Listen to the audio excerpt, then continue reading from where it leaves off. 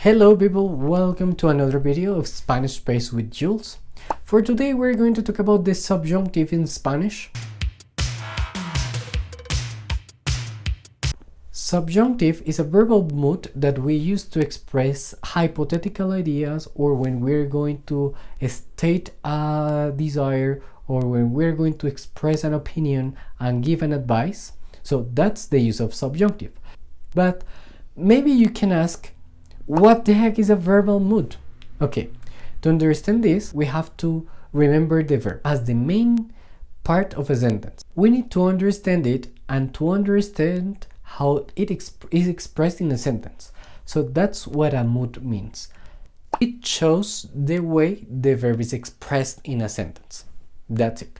Now, we have different verbal moods in Spanish as well, and as in English too. The first one is the indicative mood. When we talk about indicative, we refer to factual ideas, to factual situations, to possible situations.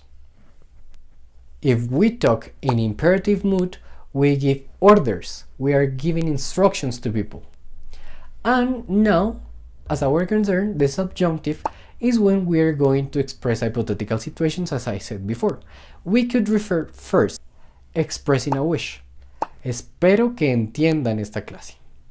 Second, les recomiendo que estudien este tema. Third, expressing an emotion. Me encanta que estudien español. 4. Expressing an opinion. No creo que esto sea tan difícil. 5. Expressing a feature or characteristic of an object or a person. Busco a alguien que hable bien español. O busco a alguien que hable bien francés. This is basically the use of subjunctive in Spanish. In Spanish, we use 4 tenses: presente, pretérito perfecto compuesto, pretérito imperfecto, y pretérito pluscuamperfecto. We have 2 other different tenses in subjunctive, but we don't use it anymore. Those are in disuse, but basically we use 4. In this video, the first part of the subjunctive, we're going to focus just in present. Present for one video is okay.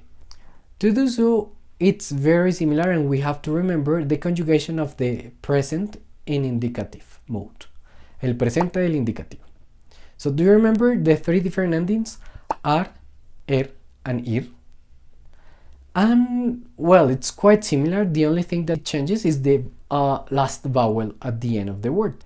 We have to remember that with endings with AR, we have to change the A for an E, and the verbs with endings and ir, we have to change the E and the I for an A.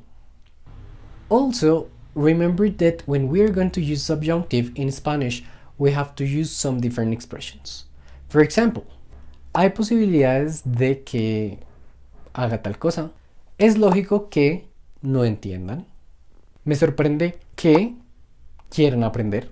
Me gusta que vean mis videos. If you realize at the end of those expressions, the key word is que.